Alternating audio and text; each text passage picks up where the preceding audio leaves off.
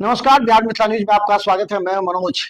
देखिए, अब पूरे बिहार में चर्चा हो रही है कि दरभंगा मधुबनी से कौन कौन बन सकते हैं मंत्री। इस बात की चर्चा हो रही है। हालांकि बीच में कुछ इस तरह के संवाद स्थापित हो रहे थे कि नीतीश कुमार नाराज है। ये स्वाभाविक बात है। पहले टिकट को लेकर के नाराजगी हो रही थी, अब मंत्री पद को लेकर के हो रही है। अब उसमें डिप्टी सीएम है, फिर जो स्पीकर है उसको लेकर के चर्चा तेज हो रही है कि कौन किसका स्पीकर होगा, किसके लिए होगा। विजय सिन्हा के नाम पर लगभग स्पीकर की बात तय मानी जा रही है। लेकिन हालांकि चर्चा है कि डिप्टी सीएम में दो कौन हो सकते हैं। एक दोनों बीजेपी के होंगे या फिर एक चिराग पासवान के। चिराग पासवान भी अपने लिए कम से कम 3 मंत्री तो चाहते ही हैं।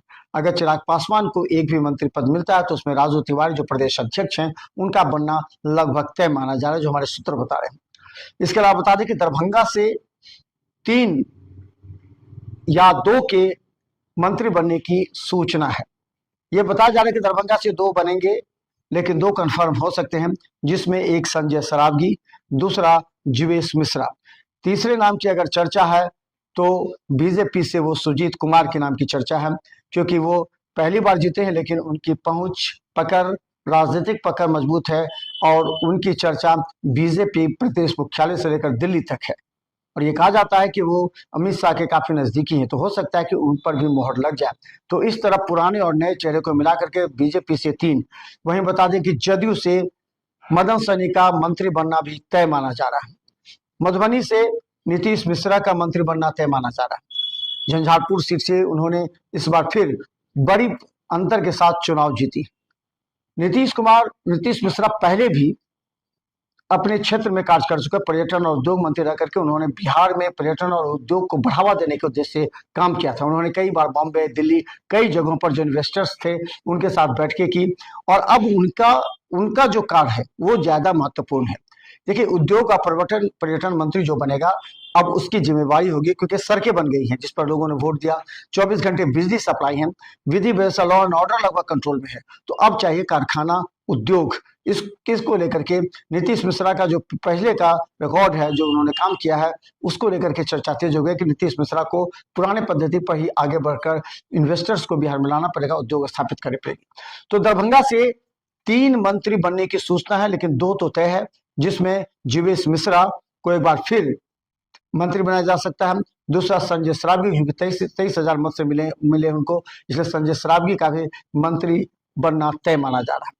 और इसके अलावा कई चर्चा ऐसे भी है कि शायद मैथिली ठाकुर को मंत्री बनाया जा सकता है, लेकिन इसमें अभी तक दूर दूर तक गुंजाइश नहीं है, क्योंकि कहा जा रहा है कि अगर मैथिली ठाकुर को मंत्री बनाया जाता है तो उनका कैरियर जो है वो कैरियर समाप्त हो जाएगा, फिर वो जनता से दूर हो जाएगी, फिर काम नहीं कर पाएंगी, दोनों तरफ उनका नुकसान हो सकता है।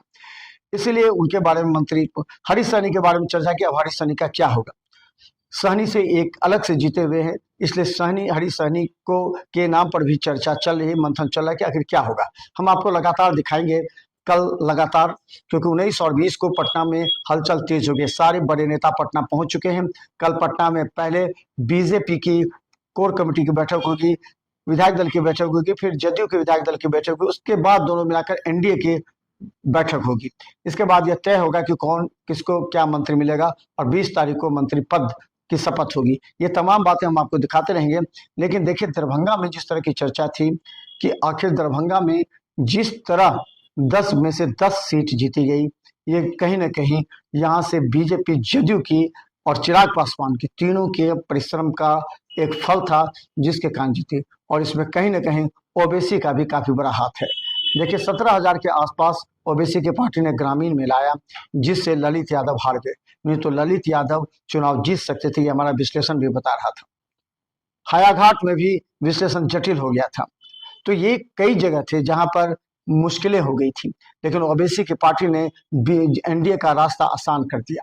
हालांकि निश्चित तौर पर ओबीसी पार्टी का वोट प्रतिशत धीरे धीरे बढ़ रहा है। आने वाले 5 साल के बाद इससे इनकार नहीं किया सकता है कि ओबीसी पार्टी को भी 2 से 3 सीटें मिल सकती हैं, दरभंगा या मधुबनी मिलाकर।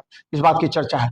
तो देखते रहिए बिहार मितानिश, क्योंकि हम लगातार आपको दिखाएंगे कि दरभंगा और मधुबनी से कितने जीते हुए प्रत्याशियों को, विधायकों को बीजेपी और जदयू में उन्हें मिलती है, और इसके लिए आप लगातार देखते रहिए।